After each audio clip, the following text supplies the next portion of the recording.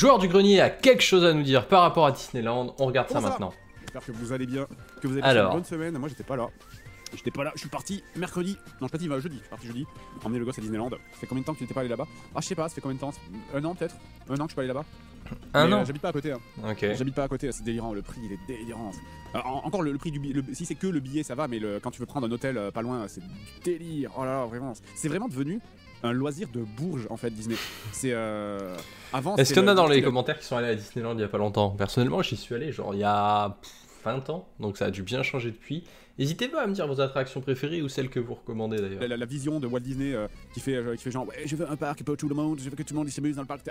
C'est du vent quoi. C'est tellement un parc de bourgeois, enfin c'est hyper cher quoi. Ça a coûté moins avant quand même. Moins avant, là c'est débilement cher quoi. Cher comment? Bah déjà l'hôtel c'est débilement cher. J'ai même pas pris un hôtel Disney parce que sinon c'était impossible à payer, enfin c'est beaucoup trop cher quoi. Le parc c'est cher, la bouffe dedans c'est cher, les fast-pass, t'es obligé de prendre des fast-pass, t'es obligé de prendre des fast-pass. Si tu veux pas attendre 40 minutes, moi je peux pas attendre 40 minutes avec un bébé, genre il pète un plomb dans la file d'attente.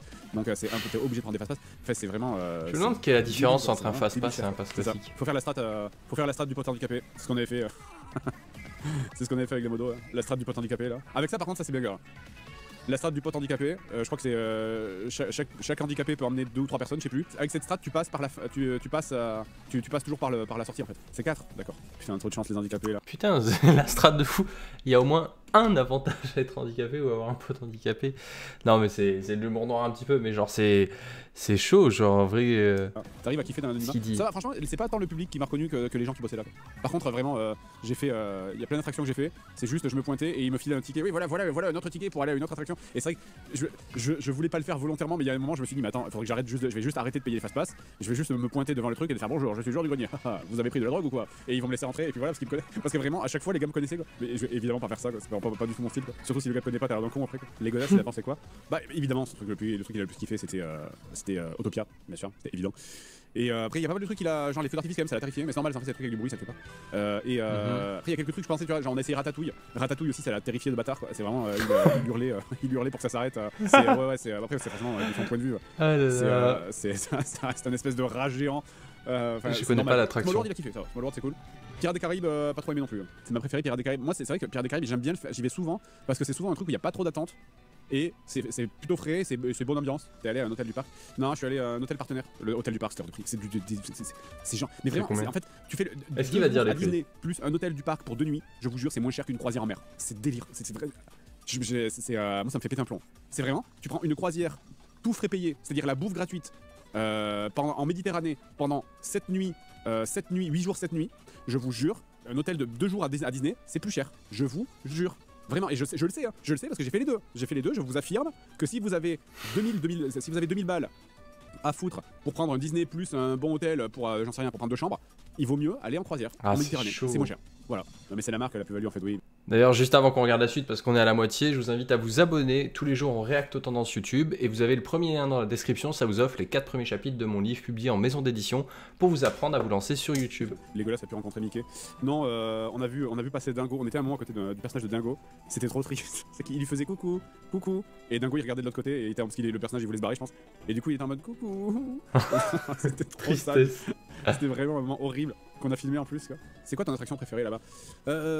À Disney, mon attraction préférée. C'est quoi la vôtre? En fait, moi il y a un truc que j'aime bien faire. En fait, c'est con mais une des meilleures fois où je suis allé à Disney, c'est une fois où j'ai quasiment pas fait d'attraction. Parce que c'est vrai qu'à Disney, comme j'y vais pas souvent, comme j'habite un peu loin, très souvent quand j'y vais, je cours et tu speed, t'es en mode vite, on va aller là-bas, et vite, on va traverser le parc et parce qu'il y a que 5 minutes d'attente de l'autre côté et tu traches dans tous les sens et c'est vrai que c'est horrible en fait. Et alors que une fois j'étais allé avec ma femme et on était allé en mode genre vas-y bon, on s'en bat les couilles, on fait pas les attractions, on se dit on en fait peut-être 2-3 dans la journée max et basta tu vois. Et en fait c'était trop bien. Et juste le fait de pouvoir des fois de se dire bah vas-y on s'assoit sur un banc, on prend 10 minutes sur le banc, on regarde les décors. C'est ce truc de te dire juste on regarde les décors parce qu'en fait tu prends jamais le temps en fait de les voir et c'est juste trop bien quoi. Mais t'as jamais le temps en fait. Juste se poser en terrasse, ouais voilà, c'est ça, se poser en terrasse, voir les gens, les petits spectacles. Parce que t'as des petits spectacles tout le temps en fait dans le parc. Ça fait cher le banc, ouais voilà, c'est ça le problème. C'est vrai que c'est ça le truc, c'est qu'en fait, t'as envie de courir d'attraction en attraction parce que comme c'est cher, t'as envie de rentabiliser quoi. J'adore quand les décors et oui, les clins d'œil, c'est cool avec le pass annuel. Oui voilà, c'est ça, c'est qu'en fait quand t'as le pass annuel, alors je sais même plus combien il coûte le pass annuel maintenant, mais je sais que c'est du délire. Je sais qu'avant c'était rentabilisé en 2 visites, je trouve que maintenant il en faut le triple. Donc le triple ça veut dire 6 visites, on va sûrement prendre la réponse dans les commentaires. 600 adultes, 500 enfants. 700 balles, putain de merde. Disney c'est bien pour l'ambiance mais ça s'arrête là, je préfère Europa Park. Bah pour les attractions, Europa Park c'est mieux. Europa Park pour les attractions c'est super, mais Europa Park c'est comme le parc Astérix en fait. Moi je vois Europa Park c'est un peu comme le parc Astérix.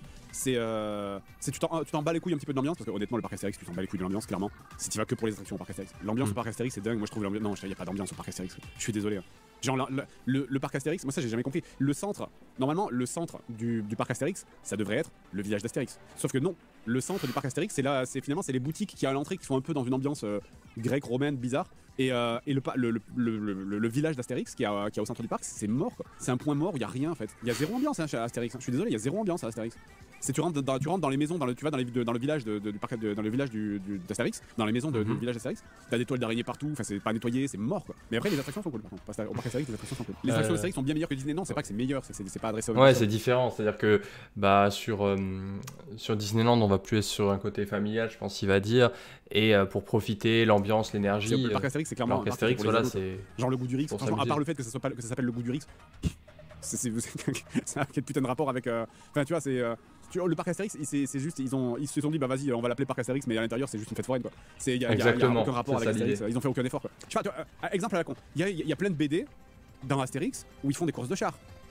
D'accord? Courses de chars. Dans Astérix Gladiator, il y a des courses de chars. Et pas que, il y en a plein d'autres. Pourquoi tu fais pas une montagne russe en duo, où t'as vraiment deux trucs de montagne russe, où c'est vraiment t'as deux trains qui partent en même temps et qui se doublent comme si c'était une course de chars. Tu vois, voilà. Idée à la con. Et du coup quand t'es sur un wagon, bah, tu te croises, les deux trucs se croisent, machin. Dangereux, je crois. Mais non, tu l'écartes. Non, rien n'est dangereux si tu fais attention. Une attraction où tu tires sur des sangliers vivants. Bah, tu fais une attraction où tu montes dans un mec qui ressemble à Obélix et il y a un sanglier qui est devant toi et tu dois chasser le sanglier dans une montagne russe. Il y a toujours un truc à faire. C'est infini en fait. C'est infini. Clairement. Enfin, c'est infini sauf l'argent, bien sûr. Voilà, c'est le problème. Non, mais après ça c'est un vrai argument. C'est le parc Astérix, ils ont pas de thunes. Ça c'est un vrai argument. C'est vrai, c'est vrai. Merci d'être resté là jusque ici dans la vidéo pour le React. Abonnez-vous, tous les jours on React aux tendances YouTube et on se retrouve demain pour un nouveau React.